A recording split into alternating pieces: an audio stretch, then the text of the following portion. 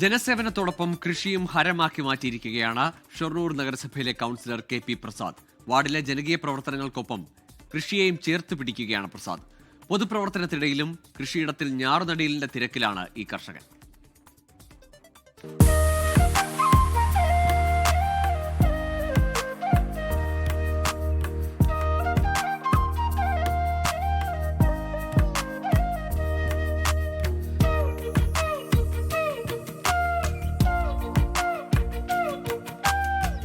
കുട്ടിക്കാലത്ത് കർഷക തൊഴിലാളിയായിരുന്ന അച്ഛൻ കോരൻ പകർന്നു നൽകിയ അറിവുകളാണ് 8 വർഷം മുൻപ് കൃഷിയിലേക്ക് ഇറങ്ങാൻ പ്രസാദിനെ പ്രേരിപ്പിച്ചത്.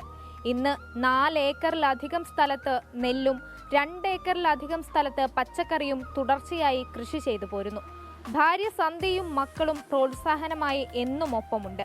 ലാഭം മാത്രം പ്രതീക്ഷിച്ചല്ല പ്രസാദിന്റെ കൃഷി, മറിച്ച് തന്നെ സമീപിക്കുന്ന ആവശ്യക്കാർക്ക് പ്രതിഫലം നോക്കാതെ പച്ചക്കറികൾ നൽകാനും പ്രസാദ് മടിക്കാറില്ല. കഴിഞ്ഞ തവണ ഇറക്കിയ കൃഷിയിലെ വിളവെടുപ്പ് കഴിഞ്ഞ ശേഷം പാടത്ത് നെൽകൃഷിക്കായി വരമ്പു പൊതിയലും ഞാറുനടലുമായി പ്രസാദ് ഇപ്പോഴും തിരക്കിലാണ്. പാട്ടത്തിനെടുത്ത സ്ഥലത്താണ് കൃഷി.